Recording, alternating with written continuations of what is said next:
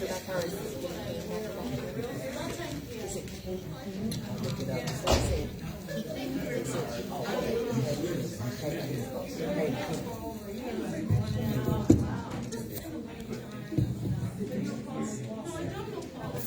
right, good afternoon, or should I say good evening.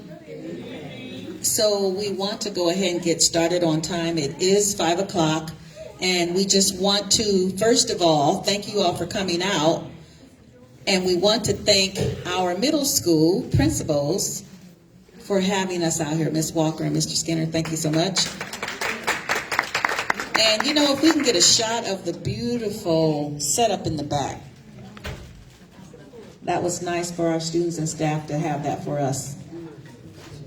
Our after-school students prepared all of that beautiful display in the back. With that being said, I want to go ahead and start our second round of what we call Listen and Learn. And Listen and Learn is exactly what we say, a dialogue session to connect the community to the Gary Community School Corporation. So this is your chance to hear from our chiefs as well as the superintendent about what has been happening since we've been boots on the ground, which for some of us has been just a month or so, some of us a couple months, and for me, about 6 months. So still a short time, but boots on the ground nonetheless. With that being said, I want to go ahead and introduce our team. I, of course, am Dr. Stokes, and each time a team member comes up to speak with you, or if they so choose, stay in their seats to speak with you, you will see their picture so that you know which department head is speaking to you. So I am Dr. Stokes. We also have Ms. Deetta Wright, which is right here to my left. She's our Chief Operations Officer. Next to her, we have Mrs. Chelsea Whittington. She's our Chief of Public and Community Relations. And next to Chelsea, we have Ms. Jovanka Spichkovich. She is our Chief Human Resources Officer. We also have next to her Ms. Linda Zaborowski, and Ms. Linda is our Chief Financial Officer. And last but definitely not least, we have Dr. Treadwell, who is our Chief Academic Officer. With that being said, this is our team, and I'm going to go ahead and start us out. So one of the things we want to share with the listening part is what's going on in our individual departments. As you know, I don't have a specific department, but my job is to support my chiefs as they lead and provide supports for their various departments. So I want to just start off with something that I shared early on, which deals with our focus for the district, which basically is improvement over time. So as you look at this particular model here, it's a model of coherence between the district level and the school level. Basically, our job as district leaders is to support our building leadership with keeping the main thing, which is teaching and learning. And with that being said, that is why we exist as a school district, is to impart knowledge and support our students, not only academically, but socially and emotionally, so that what they learn now helps them become now and future citizens that can go out and, quite frankly, get one of what I call the 4 E's: employment, enrollment, enlistment, or if they so choose, entrepreneurship. So I'm not going to read everything on this slide, but what I do want you to give focus to is the arrow that is going from the bottom all the way to the top. We need everything that's in between this arrow to provide what we call sustained improvement over time. But the main things that you should focus on beyond just the arrow is the fact that support for systemic improvement is necessary. We have to have collaborative relationships with the community and our students and staff. And we also have to make sure that the main thing is the main thing, which is high expectations and accountability for adults when it comes to classroom instruction, to make sure that we have coordinated and aligned curriculum, and that includes assessments, and to make sure that we have embedded professional development. We often say that it's all of our responsibility to make sure that we keep growing and improving. With that being said, I provided the district when I first started, and some of you were at the community session, what I call prioritizing outcomes for a student-centered vision. Why a student-centered vision? Because ultimately our students are our customers. And so therefore we have to make everything we do centered around our students. So the question became, how do we promote and sustain a student-centered vision in Gary Community Schools? I charge you to look at these various my little green dot isn't showing it, just a little bit, you can see it. But if you look at these various things, you see here, signal the need for change with strong governance and leadership. Well, we have now a school board, and we are happy that we are on the other side of 7 years of state takeover. So that's worth clapping for. And we have a school board, a very good school board, I might add. So we will be providing governance and leadership. We report to the board. I am the board's only employee. Yes, they have one employee, that's me. I have 5 leaders who collaboratively, their voice gives me my marching orders, as long as it's aligned with Indiana code and as long as it's aligned with board policies. And with that being said, I then have, how many, Ms. Fiskovich, how many staff members do we have in our district now? Over 700. Just over 700 employees ultimately report to me. So with that being said, that's kind of our governance. We also want to make sure that we build a committed workforce and community, and you will hear some information tonight about how we've been supporting that and how we plan to continue supporting it. We want to make sure that our facilities are appropriate and adequate for our students and our staffs, and that's considered part of our resources, our facilities. You will hear a little bit about that. We also have to, most importantly, make sure we maintain fiscal compliance and that we have a management system in place to make sure that our finances are in order. As you know, that was one of the reasons that the state took over the school district for 7 years. We want to stay on this side of financial management. And then last but not least, and most important, we want to make sure that the main thing is the main thing, which is instruction, teaching and learning, and making sure that we improve on our instruction, and you will hear about that as well. So now, with all of that I shared, we narrow down to what I call district-focused priorities. A is governance, leadership and governance, school board, leadership team. Our principals are a part of the leadership. Community relations and engagement. It is important that we engage with our community in such a way that we're even doing tonight, because we know that as parents and community members, you are our students' first teachers. And as such, we have to make sure that you understand what we need from you as a district to support our scholars. Also, financial management, and need I say any more about fiscal management? Academic accountability. So those are our 4 priorities. And as you see, I have 5 chiefs sitting up here. Under our community relations engagement and our fiscal management and leadership governance, 2 chiefs kind of fall in all of those areas. I'm just going to go through a few things that I've highlighted along the way. Our leadership governance, I want to highlight the fact that we've been working on board policies. Number 1, we have all of our policies introduced and or board approved except 2 sections. One section we actually committed, the 2000s we call it, we actually proposed it at the last board meeting, and we anticipate having the policies board approved at our January meeting. But we have another section, which is the 1000s, which deals with administration. We purposely did ours last because it was more important to support our students and our staff and the community in terms of things that we needed to do. I call it teaching and providing the guardrails for how we play well in the sandbox. So we knew it was more important. And so now we will focus on the administrative actual policies. There are other things that I could highlight, but that's the main one I wanted to highlight. You see we have strategic planning, district alignment, and communication and coordination. I will show you that these are some of the policies that we've approved. We've approved a couple more since then, but these are the ones that we've approved via our board, with maybe 2 or 3 more. Objective 2 was, of course, strategic planning. And under strategic planning, something we've been working on now with a goal date of January is what's called district discussion.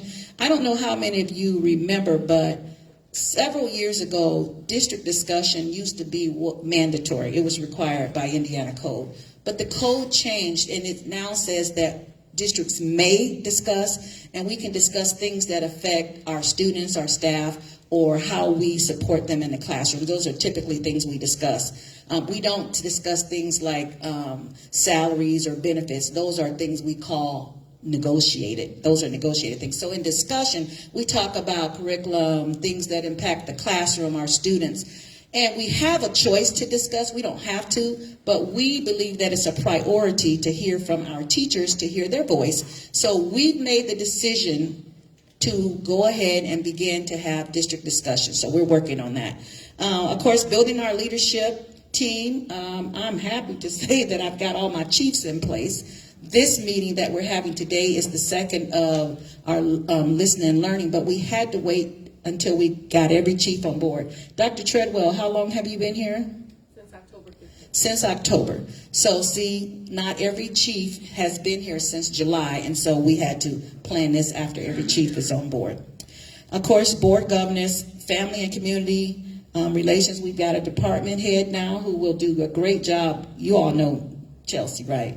She will do a great job with making sure that we lead our department. We've got our face liaisons. Tanil is somewhere here. Right there. We're going to make sure that we do what we need to do to support our student support. We've got a brand new department that's dealing with that, but I don't want to steal the thunder from my team because they'll talk more about that.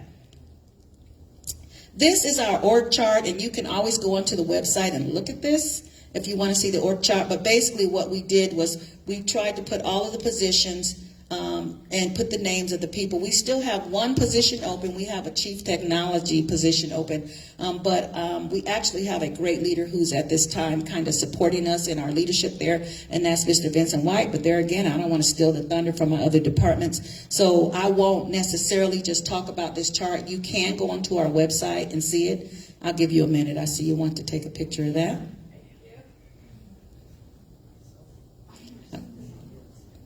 Ms. Whittington, can you tell them where they can find it on the website?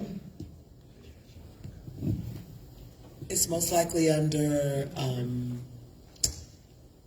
I'll find it now because I want to say it's under administration. It's pretty, and probably maybe HR as well, but I'll confirm now.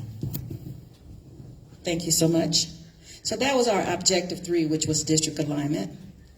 And then we have priority B, which deals with fiscal management. I'm going to be honest with you, the very things that we have to make sure we do is use our money wisely. And that means how we hire, who we hire. We don't want to be overstaffed, as I call it. You know, we want to make sure that our ratios of staff to students in our classrooms is adequate to support the needs of our students. We want to make sure that people we hire actually want to work for us and are happy to come to work every day, because if not, essentially we're wasting money. So we have to be good stewards of our money, and with that, the operations of our departments have to be sound as well. We don't want to buy resources that we don't need, or we don't want our resources to walk out the back door. We want to make sure that we take care of our intellectual, physical, and otherwise our property that cost us money as a district because it's taxpayer money. So we want to make sure we take care of those things. So that's one of our goals, is to be fiscally sound. Priority C is community relations and engagement. Activities like this. We want to take every opportunity that we can to get in front of our community members so that you understand what we're doing and why we're doing it. It's one thing to know or hear or believe, but it's another thing for us to tell you why, so that you understand why things go how they go. And then we have priority D, which, as I said, is probably the most important next to financial sustainability, is our academic accountability. This is why we exist, teaching and learning. We exist to support our students. So we want to make sure that every child is on track. Every child is on track to graduate, ready for enrollment, employment, enlistment, and or entrepreneurship. So I see some people wanting to take a picture of that slide, so I'll pause for just a moment if you want to do that. But this is our main priority as an educational facility, is to make sure that we have academic accountability. Now, I do want to say this to you all. We didn't get in this position overnight, and we're not going to get out of it overnight. And I say that with the most sincerity, because I think sometimes we have wish lists. You know, you go from having 50% attendance and you want 100% overnight. I will tell you though, we've got some great attendance rates. We've been doing really good with that. But it's not going to happen overnight because you all know it's a mindset shift. It's a culture shift and it's a mindset shift in how we support our students and how we show up in front of them to support them.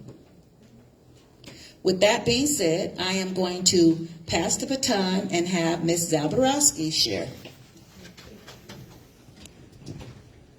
Dr. Stokes, the org chart is under administration, and on the about section, just scroll down and click administration, and there's a button to the org chart. Thank you. Now I'm not in trouble. Good evening, everyone. I'm so glad you're here, and I'm thankful to be here. I've been with the district about 4 months, so it feels like I've been here forever. But it's only been 4 months. Yeah, I know, right? We've done a lot in the 4 months.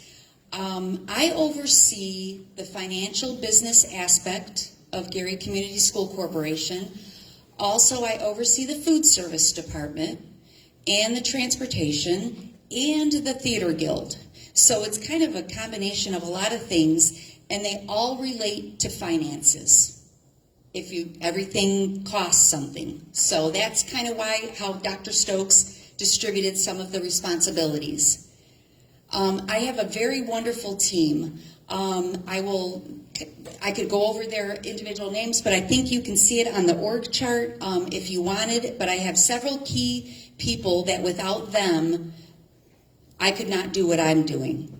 And that would be my Director of Transportation, Mr. Garcia, Mr. Robert Garcia, thank you. Director of Theater, Mr. Mark Spencer, who could not be here. My Director of Federal Grants, Shalonda Robinson, who could not be here tonight as well. And then I have some key people in my finance department, my corporation treasurer, my deputy treasurer, and I also have a business assistant. Without them, I could not even get through half of what I get through. Some of the key things, just looking in the finance department, we are working on some processes and controls within the finance department. And what this means is, just to kind of lay it out, is we're starting from boots on the ground with standard operating procedures, from somebody wanting to purchase something for their building, or a teacher wanting something, or supplies for the building. So we're actually building processes, which we've actually started. They're working very well, and we're being physically sound with our money. And actually, our last November cash balance in the 3 major funds was actually looking very healthy, which is a good thing. And that is due to all of the hard work that everybody is putting into it as well. What we're also doing is part of the, thank you. We want our staff to have professional development in order to move our district into advanced technology. So we're asking all of them to do some professional development, whether it be in Excel, things like that, which will also assist with fiscal management. And also, one thing I wanted to point out, that we are under an audit right now, which is actually a great thing, and here's why. Most people say audit, ugh. For us, because we are no longer under state takeover, they are giving us the opportunity to talk to them and work through some of the things that they want us to incorporate in our processes. So it's assisting us in, establishing all these things. Some of the other things, we are always seeking grants and anything that for the children, for our scholars. So if anybody knows of any grants, please reach out. Let me know. We'd be glad to fill out the application, anything for our scholars. Next, please. Food Service Department. We hired Sodexo as our management company, and they worked side by side with us, creating a healthy food plan for our students. What we're doing now with, we have a spend down plan that we've created What we're doing is we're actually going to each of the buildings and we're assessing how the equipment is functioning and the equipment that needs to be replaced. And then we have a plan on going from building to building to improve the equipment and replace it. We are also, and I'm very excited about this, yes? Is that a different food service from last year? No. Mm-mm. Same one. We are creating a wellness committee. So if anybody here wants to come and sign up, come and see me after the presentation. We want it to consist of parents, teachers, administrators, and even students, because we want everybody's feedback on what we're serving. We also are working with Sodexo, which wasn't done in the past, on our menu items on what we're offering our students, because we want students' input as well, on what they're eating. And we want to make sure they like it. Next. Transportation. We have instituted a new parent app, so parents and students can track where their buses are at, and the parents can track where the students are at. We would like everybody to utilize this. We have handouts here after. If you want to come and see us, please do. Please sign up for this, please. Next. Performing arts. Mr. Spencer asked me to read something to you all. The Westside Theater Guild will present Lyrics Holiday Special. The program can also be seen on the Gary Public Access Channel 22 and on the Westside Theater Guild YouTube page.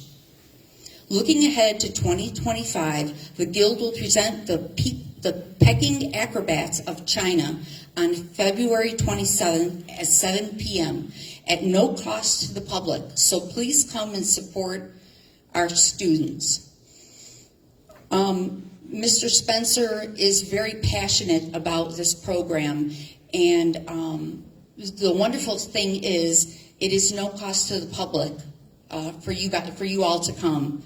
It is a cost to the district.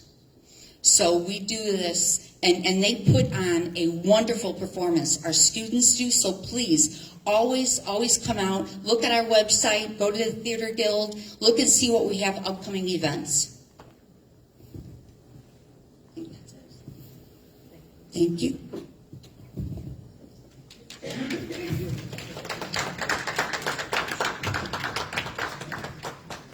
Good evening. My name is Deanna Wright. I am the Chief Operations Officer for the Gary Community School Corporation. I think out of all the chiefs, I'm the most tenured chief. I was hired about a month after Dr. Stokes arrived, so I like to brag about that. So I guess I'll just, let them know. Okay, so I oversee quite a few different departments. So I'm going to talk about a few things that we have implemented in these 4 months. One of them is the Student Services Department, and it's led by Mrs. Antoinette Dixon, who's the former principal of GMS. Yes, so our Student Services Department oversees attendance, it oversees expulsions, it oversees parent complaints, it oversees mediation, it oversees student issues, resources, any type of pep rallies. So the Student Services Division oversees anything that has to do with students and how we best support students in the Gary School Corporation. Also, I oversee building grounds and maintenance, who's led by the director, Miss Corinne Rausch. I think I butchered that, but okay. So a few things about what's happening on buildings and grounds, although there's always something with buildings and grounds. One of our biggest ones this school year is that we are near completion of the demolition of Norton Elementary School. So that should be done pretty soon. Also, some other building and ground maintenance updates. We have installed interior and exterior LED lighting, which is going to cost savings is going to be $387,000. So with the new proposed NIPSCO rate, we have been preemptive in saving more money with the LED lights. The exterior, we're scheduled to save about $35,000. So that project is near completion as well. Is that a year or what? It's a year, yes.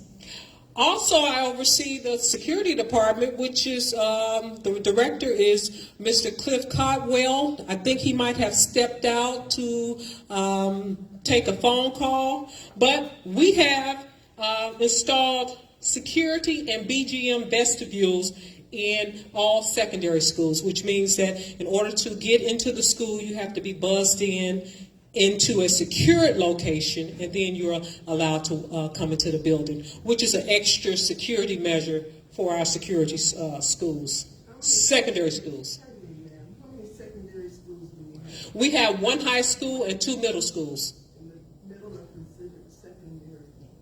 Yes, middle schools are considered secondaries, yes. I oversee the technology department that is overseen by our interim technology director, Mr. Vincent White.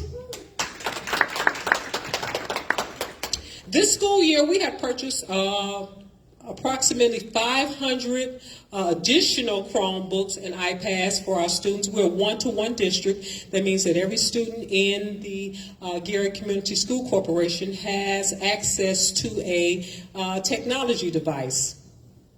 GMS, Beverage, and Westside have all received Intercom Bell systems, and we are also in the process of rebuilding our internet network infrastructure system. So we just want faster internet for our students and staff.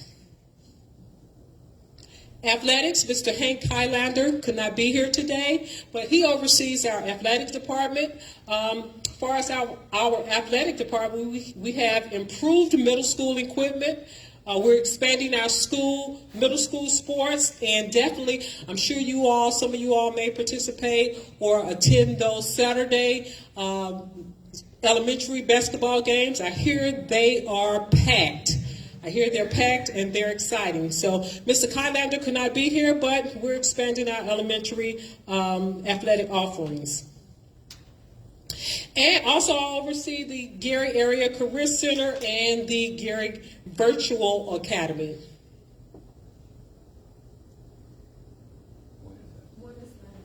Oh, so we can go back. So the Gary Area Career Center is our career center where we offer about 14 trades where students can get career and technical training to propel them into a career outside of the high school. So the Gary Area Career Center is located on 35th and King Drive. We have approximately Gary Community School students, and maybe 200 students from Westside. The only students who are allowed to go to the Career Center currently are juniors and seniors. So we're trying to make sure that we're preparing those students as freshmen and sophomores to explore careers before their junior year. We're going to even also start looking at exploration as far as elementary school, because we want to expose our kids to as many careers as possible, because we all know that, if you're exposed to different careers, you have more of an option to decide whether you want to go the career track or the college track. So that's the Gary Area Career Center. For our Gary Virtual School, we have students who, whether it's for medical reasons, behavioral reasons, they attend the Gary Virtual School, whereas they stay at home, they have a device, they log into their classes online.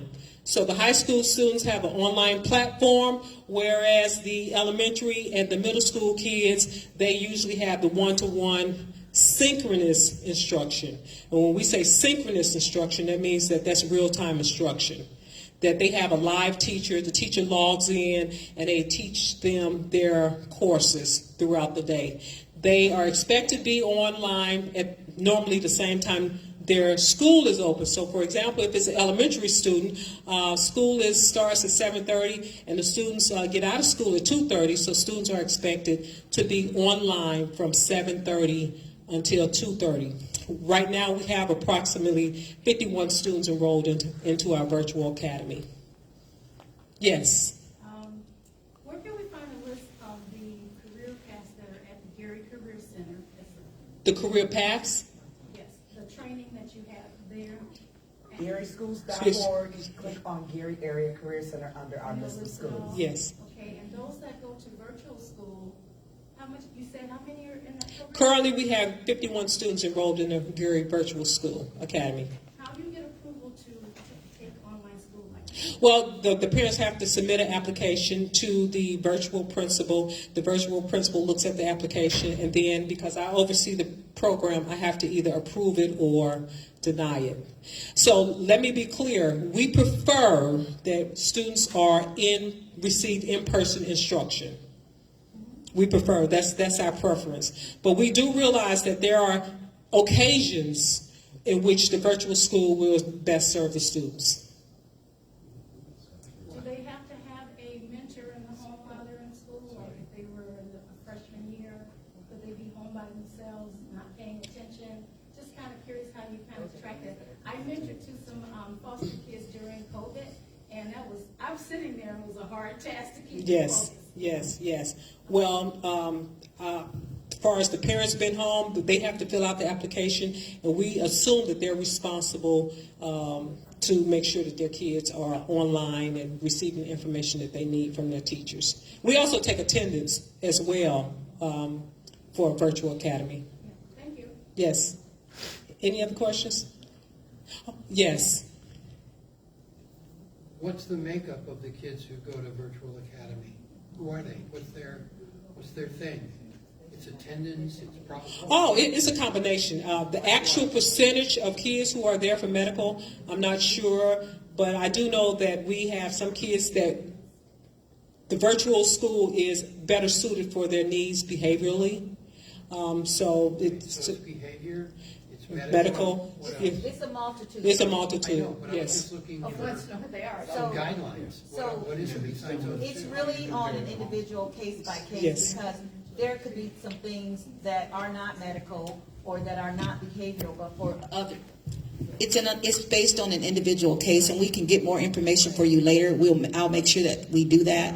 But it's based on the individual need of the scholar, which is why parents have to apply. It's not always necessarily behavioral, or it's not necessarily always behavior or medical, but those seem to be some of the primary reasons. But we really just want to meet the needs of our scholars. And as she shared, we believe that the best place for most of our students is going to be face-to-face, but we're always going to have that individual need that we have to address, and we just want to make sure that our students get what they need. But we can try to get that information for you. I'll make sure Ms. Wright gets that.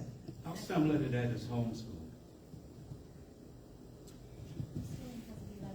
So we have an elementary teacher, we have a middle school teacher, and we also have a high school teacher. So homeschool, pretty much kids have an online platform. The difference here is that the kids are expected in Virtual Academy to be in school from the same amount of time that they receive in a regular school. So it's synchronous instruction. So it's similar, but it's really not the same. We'll ask questions. So I will be situated at one of the tables, and I'll be more than willing to answer some more questions for you guys. Yes. This is backing up a little bit. Can you mentioned Norton? Yes. Demolition. How many vacant school sites are currently owned by the school corporation at this time? I do have an idea. When I sit down and look at my list, I'll be able to give you that actual number. It's on the school website, but I do have the number. I just can't think of it right off hand. And can you talk at all about your process for if somebody approaches you to buy one of those schools, what sort of vetting process you use? So I'm going to talk briefly. Can you hear me? So we want to do some what we call requests for proposals. But from time to time, we do get people who want to come, companies, and they want to have a conversation with myself, the superintendent, and or our board president. And what we do is we hear them out because we want to be respectful. We want to give them their time. But ultimately, what we're trying to do is make sure that the rationale behind the need to buy or desire to buy meets, one, the goals of the school, and two, the goals of the city, because we are still part of the Gary city. So we want to make sure that all of those needs are met. But what we're planning to do, and so you be prepared to look for this if you're interested, we want to put out requests for proposals for some of our land that is yet available. And we're going to try and do it that way. But those two things will still need to be required, that they meet the needs of something we think is beneficial to the community, and you have to meet the needs of the Gary, the Gary city. If we can answer more questions, I don't want to stop any questions. We will have some time during the learn part. This is the listening, but during the learn, please have your questions available, and our team will try to answer. And if they can't answer, they will get back to you. So with that being said, I think we're going to move it on and give it to Joe. Hello, everybody. My name is Jovanka Cvitkovic, hence why everyone calls me Joe, and I am the Chief Human Resources Officer for the Gary Community School Corporation. Ecstatic to be here in the corporation, ecstatic to be here this evening to be able to speak to all of you and to speak to all of you at home if you're watching live. This is being recorded on Facebook Live, so you can always take a look at it a little bit later, and I know Ms. Whittington is going to be chatting a little bit about that as our Chief Public and Community Relations Officer. I want to make sure that I address my team. There's that old saying, there's no I in team. There is no way that the Human Resources Office can do what it does without the three individuals that you'll see on the screen and that I'm going to mention right now. So you'll see Ms. Shantae Ivy King. She is our benefit specialist. We have Barbara Lowe, who is our HR and payroll specialist. And then we have Talia Lockett, who's the newest member of our team as our new HR support specialist. All of these individuals, as well as myself, are learning each other's roles so that in the event someone else needs to support each other, and for those internal controls that Ms. Zaborowski is holding us to from an audit perspective, we can all support each other and make sure that we're doing right by the district. We're hiring. We have administrative positions open, we have teaching positions open, and we have various support positions open. We are interviewing daily. Our principals are doing a phenomenal job of making sure that they're accessing our online application center. Our administrators are making sure that we are searching that online application center consistently, and we are actively recruiting. So on nights like tonight, I'm talking to you in the public, and I'm talking to you out here. I know we need a biology teacher at Westside Leadership Academy, so if any of you know somebody who is a biology teacher who we would be able to steal, I would be so happy to talk to them. And any of you that have somebody who is very strong in the science field, I would be so happy to talk to them as well. We also have opportunities within special education. We are always looking for individuals to support our students who have special needs. We are always looking to grow and become even more highly qualified in our endeavors to support our children. We have an excellent benefit package, which includes health, dental, life insurance, benefit time. And I want to talk a lot about that portion of this particular area of human resources. So let's talk again. We are human resources. The most important part of how we are supporting our students are our human capital. So yes, all of us have something to do with how we get the best people to be in front of our children. And the most important people in our district are those who are right in front of our children every day. That doesn't only include our teachers and our paraprofessionals. You could be a part of the building grounds and maintenance crew, and your smiling face every day is part of why our students are as happy as they are and are getting what they need every day. Our building secretaries who are receiving our parents and our children every day. Our food service personnel, our lunch matrons, every individual who are working directly in our buildings on a daily basis are so important. And my job is to make sure that they all have what they need in order to be the best that they can be to support our kids. Our benefits package, again, is something to hugely brag about. In the era of health insurance benefits that are rising astronomically, we are the best performing trust in the state of Indiana. Let me repeat that. We are the best performing trust in the state of Indiana. It's called the Northwest Indiana School Insurance Trust. And in the age where many school districts, even in Lake County, have had double-digit increases in their costs of insurance, we have only gone up by 3%. Our employees only pay 15% of the insurance cost, which means they have had to, starting January 1, they will pay 15% more of their, they will pay 3% more of their 15% that they contribute towards their health insurance costs. We are in this trust with North Judson, the Lowell community, which is Tri Creek, as well as the school town of Highland. Again, I cannot brag enough about the condition of our trust. I will let you know that area school districts are knocking on our door, trying to become a part of our trust, and we are very selective in who we would be able to allow to enter. The next is Dr. Treadwell.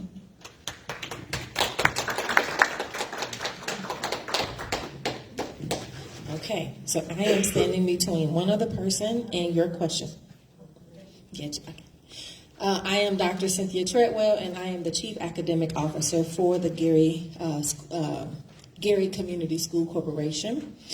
And I have the pleasure of leading the work. Nope, I knew I was going to do that. Here you go.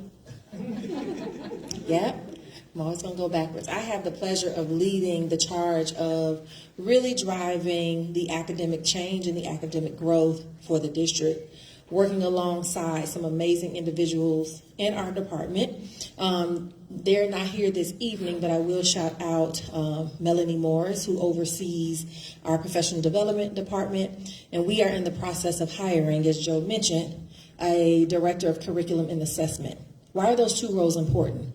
We have a lot of work to do as a district to really improve the academic focus within the district. And so one of the things we have to ensure that we're doing is providing high quality professional development to every educator in the district, not just classroom teachers, but our support staff as well, to make sure that our students have access and opportunity to high quality instruction. And so additionally, alongside the professional development, we want to ensure that we have high quality curriculum and that we have a deep understanding of the assessments that we are mandated to take by the state, but just not taking those assessments, but really using that assessment data to determine what we do in the classroom to meet the needs of every student in our building. We have a wide range of brilliant scholars, and so we cannot use a one-size-fits-all, and our curriculum provides us access to grade level curriculum.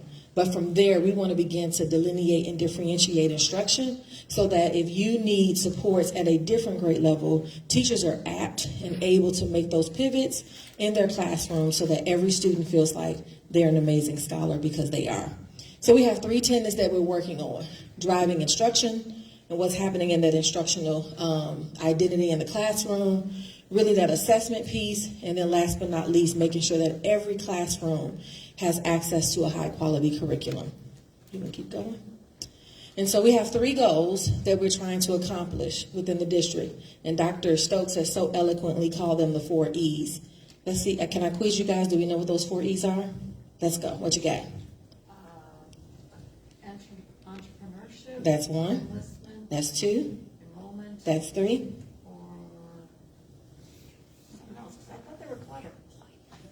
Employment. Yes. There you go. You want them to? Yes. Yes. You passed the test, though, with assistance. And so in order for us to accomplish the goal of making sure that our students have access to those 4 E's, we have to look at the assessment data, analyze it, make decisions, but then act upon it, right? It's not enough to say that our kids are performing below grade level. What are we going to do about it? And so my team, we're working diligently alongside our amazing principals in every building. And Mr. Botley's in the back. He can tell you we're having deep conversations about what are we going to do about individual kids. Oftentimes in classrooms, we look at the whole, right? That's just a number. But we want to talk about Cynthia in the classroom. What does she need in order to improve? And so we are really ensuring that teachers are providing data-driven, high-quality instruction, and that it is rigorous, right? We do not want to water down the instruction or the curriculum, nor believe that our kids can't. We have the mindset that they can. We just have to be willing to provide the right resources. The last two is high quality professional development, which I already talked a little bit about. And so we have an arc of learning that we're going to dig into for the remainder of this year to build the capacity of the teachers to do this amazing hard work. And then the last one is making sure when they're doing it that they're using the curriculum maps that have been created, the assessment tools that have been created, and making data-driven decisions. Say that 3 times. On behalf of our students so that they can be the amazing scholars that they are. And I will turn it over to none other than Chelsea Whittington.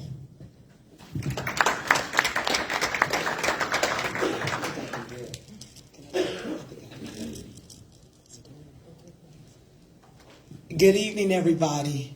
Thank you so much for being here. It was actually my job to get you out, so thank you for coming out. As Dr. Stokes indicated, this is our second of many listen and learns, because what we want to do and what my department is responsible for is connecting with our community to ensure that you are engaged, informed, and active in what we do in the Gary Community School Corporation. Dr. Stokes, if I may, I'd like to just acknowledge the presence of our school board member, Mr. Glenn Johnson, who has joined us. Thank you, Mr. Johnson.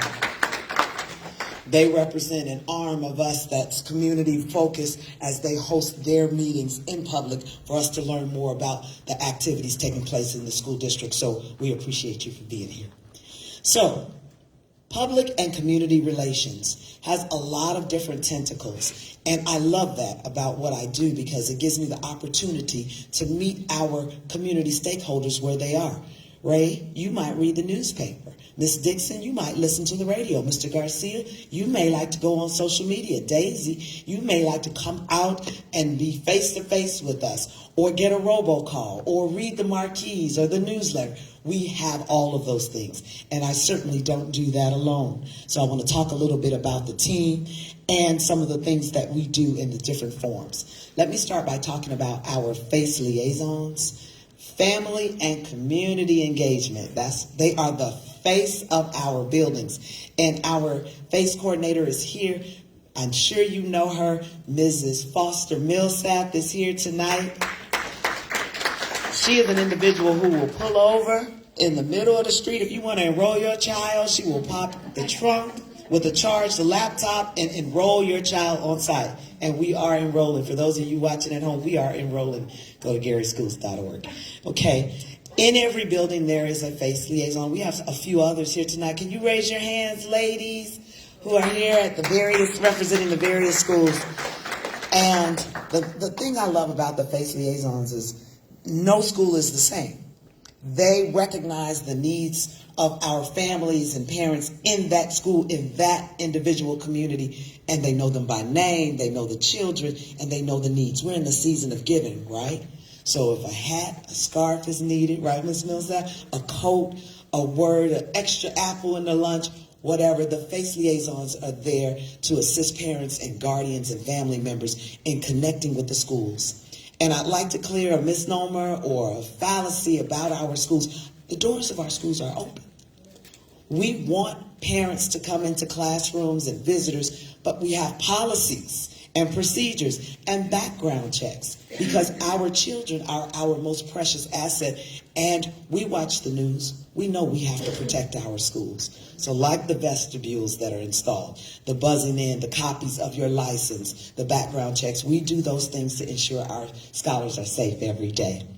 So on this slide, really quickly, are a few of the other ways in which we communicate. And in her absence, I also want to acknowledge our PR specialist, Crystal O'Brien. She is the designer of our website. She oversees our social media and all the different graphics that you see tonight. She is actually partaking in an activity with her daughter, who is a student in the district. And so they're doing some holiday enrichment activities. But I want to acknowledge all of her hard work as well. So when you think about communications for the Gary schools, we obviously have our website, garyschools.org. There's a section for employees. There's a section for the community. Those who want to do business with us. You asked about the properties. We looked up the link so that we can share with you what's available.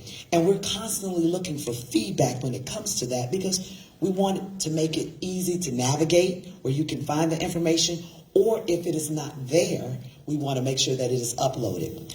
Dr. Stokes will probably tell you her favorite area of the website is board docs. It's that new area because she reports to the board, and anything that the board is doing and actions and documents from school board meetings are now uploaded immediately following those meetings, so you can follow along right with us and the school board about the different things that are being approved. No blindsiding, full transparency. So our website is a critical tool that we use to communicate with you, and you can browse it at your leisure in the middle of the night, print things out, and there's also an email component where you can email us questions and we do respond.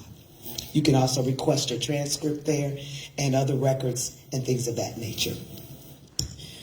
We have school marquee signage at every building. So that's especially a parent-friendly aspect for us. When they're pulling up, they're waiting to pick their children up, they can look up and read, oh, Wednesday is an early release day, or school will be out for winter break on these dates, or go to our website to learn more about what's happening, like tomorrow night's High School Musical Junior right here at Gary Middle School. Yes, we're excited about that. So you can come back out for that to see our scholars perform. But that's the kind of information that we're constantly trying to get out. Now, I'm so proud that we are the only school district in the region that has its very own radio station on an FM frequency, WGVE 88.7, and it's also streaming all around the world. So no matter where you go, you can go back to our website and listen to Wake Up GI with Jeffrey Smith, or Big Papa in the afternoons, or all of our weekend programming. And we often invite our school employees in and community partners to come talk about what they're doing. For after all, we are the Gary Community School Corporation. So we love to infuse our community into all the things that we are doing and partnering with them to ensure that we give a robust experience for education for our children. The community events, such as this one, is also something that our department oversees, and you'll see a lot of them. And what we try to do is promote all of the events happening, because maybe you just have a certain school that you support and you want to be in that community. You have that option, and then we also promote the district-wide events such as these. We have a monthly electronic newsletter. It comes out promptly every first Friday of the month at 9 a.m. And it gives you updates on every school, all of our departments, and things happening with our community partners. So we have the Martin Luther King Ecumenical Service coming up in January. There's an essay contest. So there's information in the newsletter so that you can insert yourself. If you know a child who wants to write the essay, you can act on it, and we're also acting on it internally within the Gary schools. If you are not signed up to receive this blast and other news, then you can come to our table today, give us your email address, and then you will be periodically updated on district news, not only through the newsletter, but other announcements. When there's early closures, weather, any type of emergencies, we use our e-blast system so that you can get your emails along with your robocalls. So some parents say, I'm so tired of you calling us, but would you rather us call you too much or not at all? We want you to know what's happening in the building. If there is anything positive or emergencies, we have the phone numbers of our parents and guardians so we can use the robocalls. We also do teacher conferences, workshops, and then our individual schools use various platforms such as Class Dojo to communicate with parents real time, where they can ask their teachers questions, find out how their child is doing, and we have our student information system titled Skyward. Every parent and student has access to Skyward, where they can check attendance. Was my child in third hour? Check Skyward, because their attendance record is going to be in there. Grades, so that we don't wait till the last minute at the end of the marking period and say, I did not know Johnny was failing math. If you go in Skyward right now, you'll know what Johnny did today, and then you can go in on Monday and find out what Johnny did on Friday, etc. It's our way of staying communicative to you. We also add special announcements through Skyward that align with the other venues that I just mentioned. So I often talk about, as you come up, Dr. Stokes, about how you get your information. We want to keep getting better and better and better at this. And we ask that you follow us on social media. We are on Facebook, Instagram, and LinkedIn, and of course our website and X. And these are also ways that we communicate real time. Every school building has its own Facebook page. And if you go on there today, I had a very difficult assignment today. I had to go to the Gary Area Career Center and participate in the Great Christmas Cookie Challenge. I know, somebody had to do it. I had to go and talk to the kids and test the cookies to make sure they were doing what they're supposed to do. But in all seriousness, it's a beautiful way to get a glimpse inside all of the amazing things that our students are doing throughout the district. And last but not least, I just want to give kudos to my colleagues. As I'm standing here and I'm looking at you all, I work with all the departments for various reasons. I'm looking at Corinne with everything that you make sure at any building that needs to be set up, you and your team just get on it. Cliff, we're safe wherever we go. I'm not concerned about any building I go in. Mr. Garcia, you keep those buses rolling. Vince, thank you for my website signals. And you have to stay connected. So when you just think about working with phenomenal people, my word for the holidays is gratitude. Thank you all for supporting us. We're just getting started. So please stick with us. I was here, ladies. I was here since 2019. I was a consultant, but I saw where we were. I see where we are, and this is where we're headed. Dr. Stokes. Thank you so much. Can you all give all my chiefs a round of applause?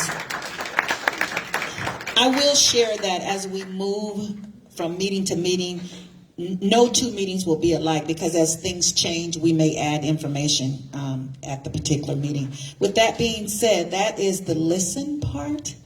We now, if my team will go ahead and go to your areas, as they make their way, this will be the learn. You are free then to be able to go and ask them questions. I actually have an area here also. I'll go to my area where you can ask questions. But as they're going, I know we've got some questions now. Are they for me or for particular areas? Okay, so for my questions, I'm going to go over here in just a moment if you're all okay. But I want you all to get some chips and some pop and some water. We don't want to take that back with us. So if you'll go get some treats and then just find your way over to the department that you want to talk to.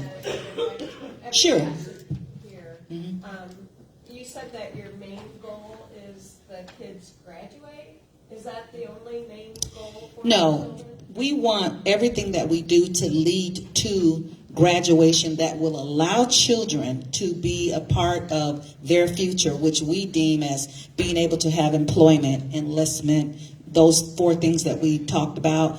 But our goal is, we're an educational institute, so we want to make sure that we provide academic learning for our students, but it's more than just academics. We have to focus on the whole child, which means we've got to look at things that may deal with mental health supports, things that deal with social and emotional learning. We have to make sure that we take care of the whole child so that they can come to school and learn.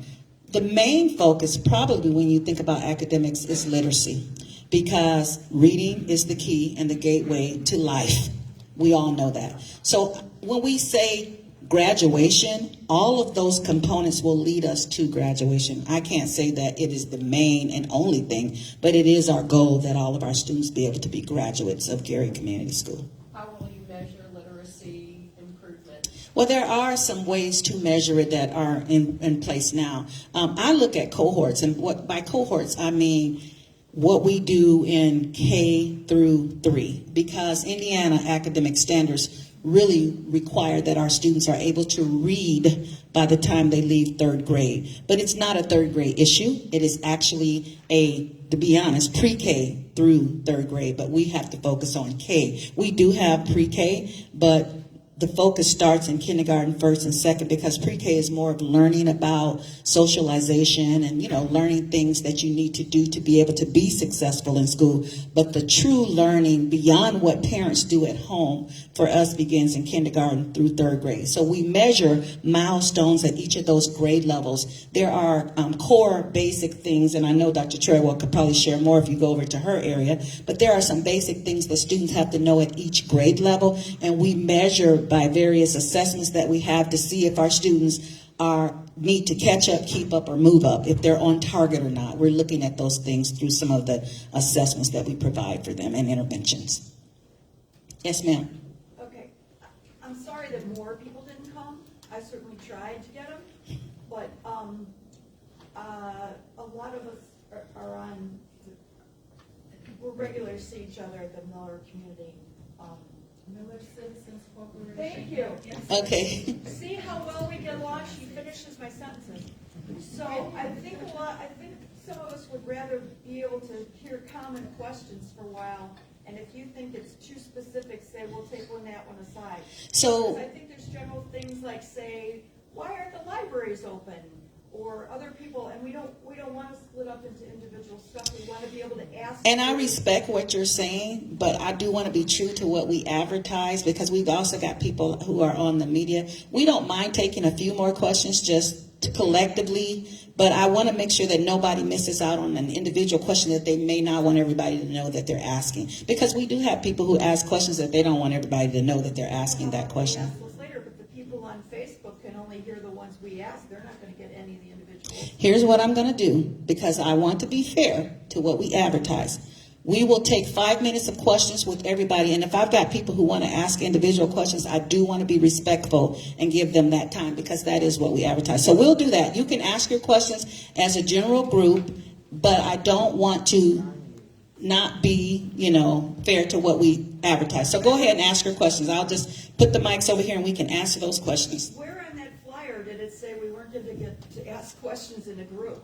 Silly me, I thought the listen was you were going to listen to us. we advertised it on the radio, and we just said listen and then learn and get a chance to meet our department heads. And so that's how we advertised it, and that's how the first platform was made.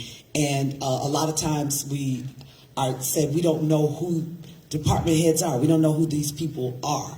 So this is an amazing opportunity for you to actually get to know your team, get that contact information. And for those who are watching via social, the same individuals who are here, their contact information is online.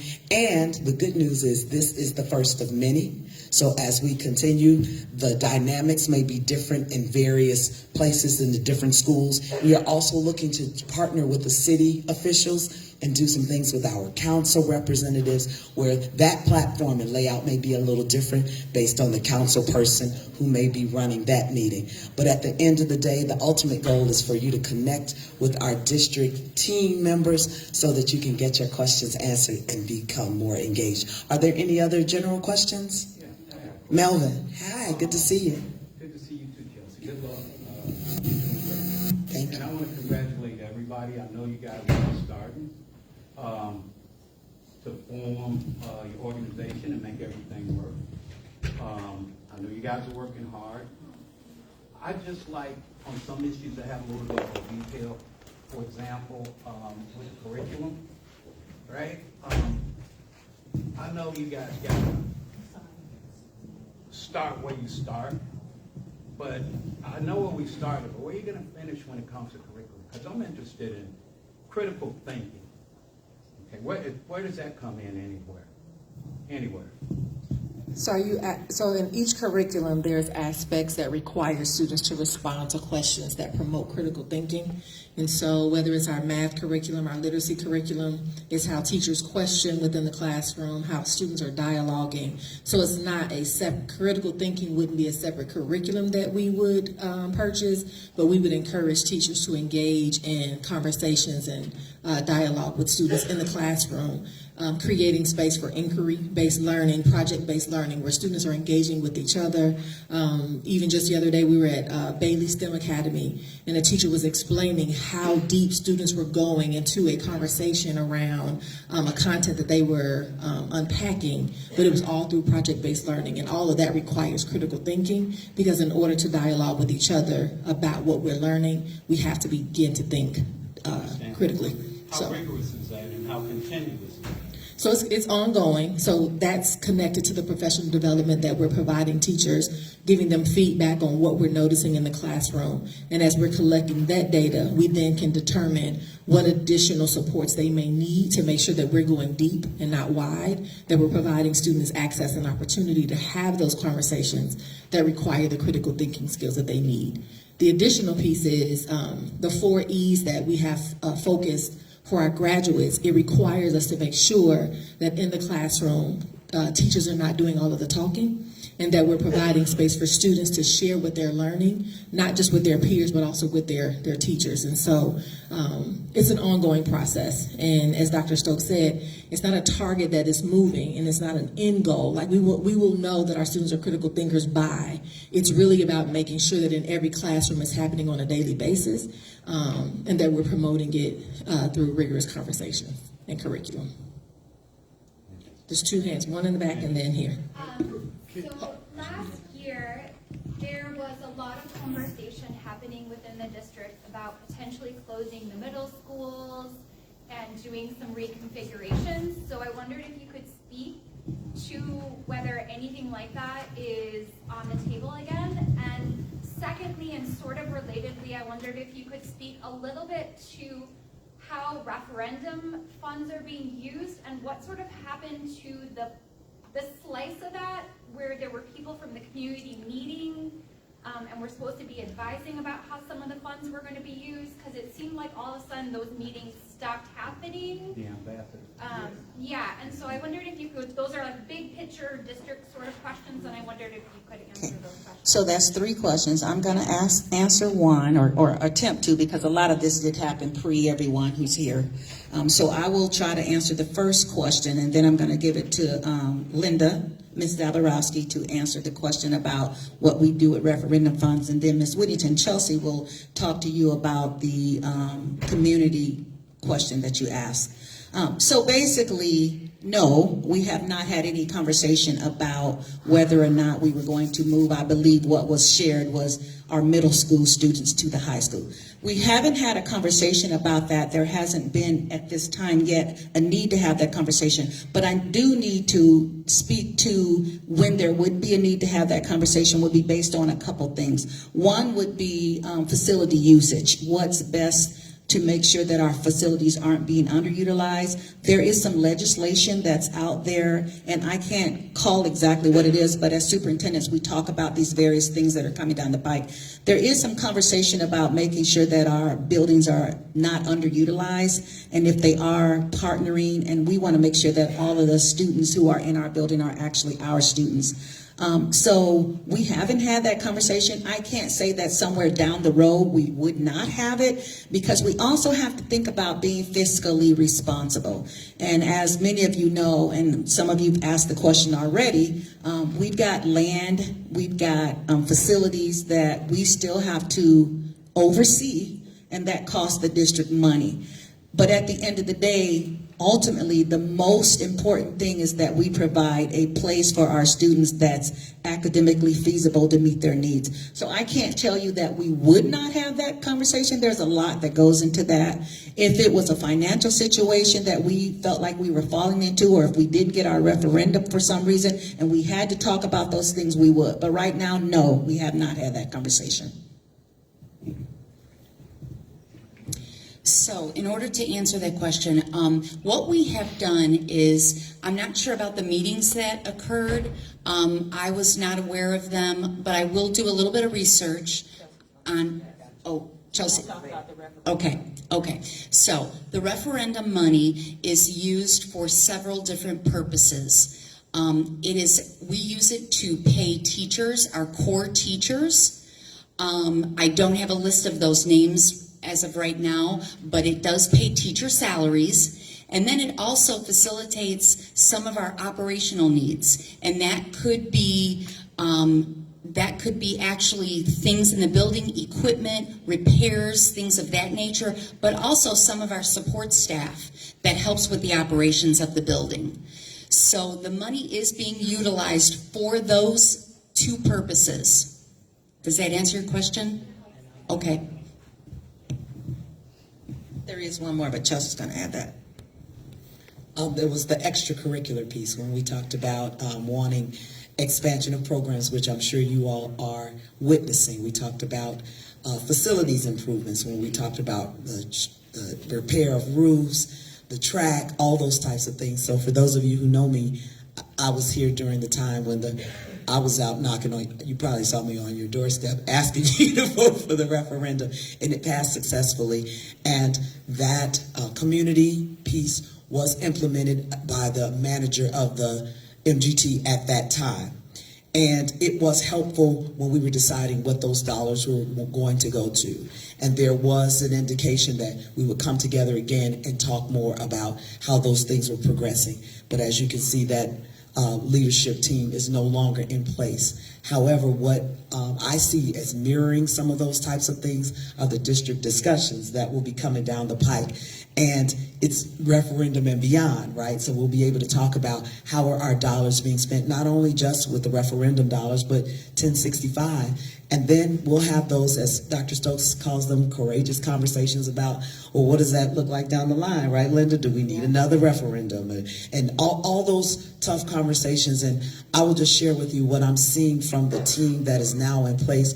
They're not scared to have them, though. You know, we look at things like, you know, we want a new school. We want better fiscal. We want the best employees. These are the types of things I hear every day from these teams. We get the security right. Get this, you know, every door needs to be locked. All these types of things. And so while it may not resurrect in the same format as the referendum committee, I really, really encourage you, number one, get to those school board meetings. Those are invaluable. She's taken it to another level where we're doing, they might be boring, but they're informative. I heard you. That when we do administrative reports from the different departments, so you can find out exactly what we do if you really want to know. And if you don't want to know or you can't make it, we make it available where you can watch it later for those who are concerned. Second, coming into the buildings, seeing real time what's happening as volunteers and chaperones and just concerned community stakeholders will also be a part of that. I am weighing in. And so there isn't, as it stands, a referendum follow-up committee that was established under the leadership of Dr. Paige McNulty. But please be on the lookout for our district discussions as we want to involve community members to give their feedback. Are we all right? We have another question. Good evening. Yeah, so I got a question. So I got a question about, is there any conversations in regards to getting kids into like building trade programs? We're talking about careers after high school. Are we in conversations of getting kids creating a pathway for building trades? Yes, I oversee the Gary Area Career Center. Right now we have 14 pathways. Students who are juniors and seniors are allowed to enroll in any of those programs that they choose. They choose those programs. We invite parents, and we're going to invite students more. We're going to do a more collaborative effort to make sure that students are aware of the different careers and the pathways that are being offered at the Gary Career Center. We're also looking to expand some of those trades as well.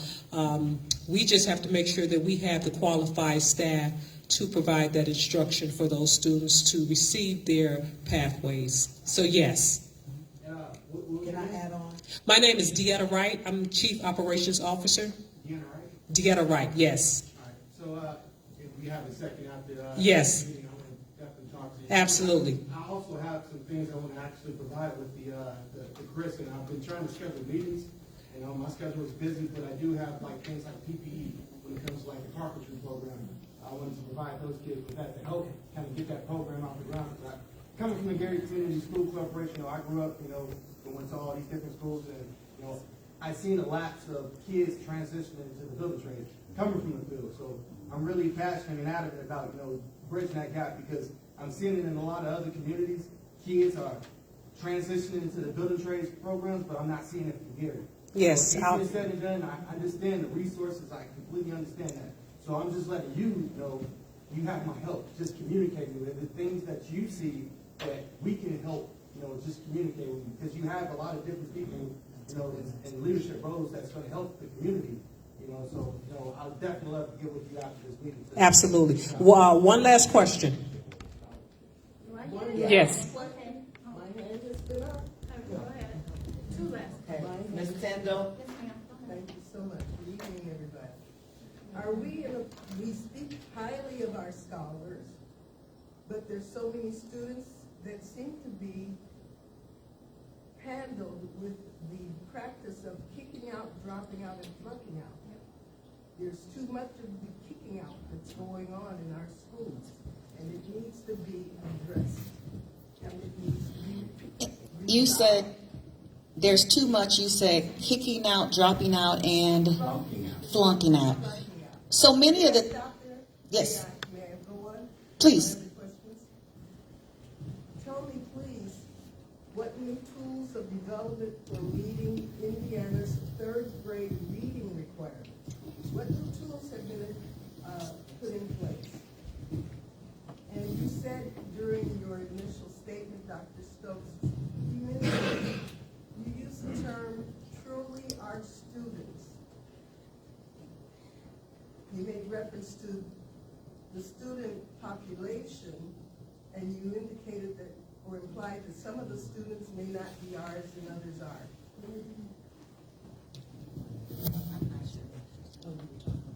Thank you. Oh, you were talking about something I shared earlier. I was saying that some of the superintendents, we've been looking at information that's been coming down the pike about building usage, where if there's some language or just conversation that if buildings are underutilized, we might be in a situation where we partner with another area or charter school or something. And so it wouldn't necessarily be only our students, but I don't want to speak solely to that. I mentioned that because that's conversation, as I said. Nothing has been written in stone, so I'm not going to go on record and pretend that it is. But we're always trying to get ahead of what might be coming down the pike, but that has not. So I want to go on record and say that I'm not saying it has. I have to be politically correct.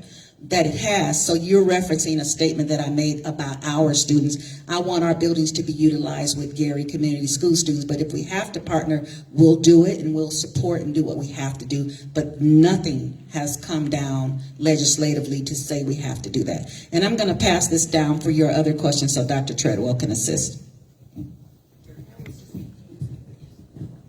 So for third grade, a couple of things. This year within the district, we are implementing DIBELS. It's the Dynamic Indicator of Basic Early Literacy Skills.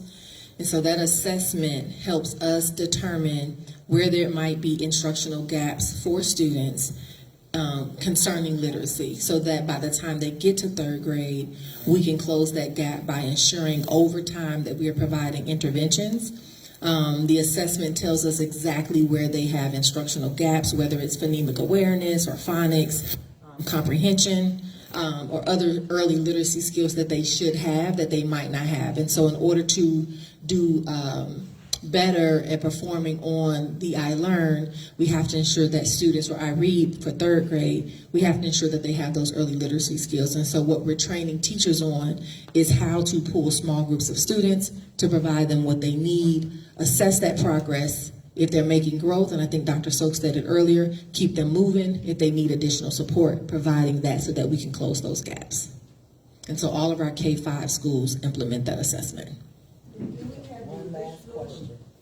Adequate staff to ensure there's actual work. Yes, we do. We're going to wrap this up because we really want to do what we promised, and you were waiting a very long time. And again, we really want you to meet the rest of our team members because they have great information too. Ma'am, would you close us out?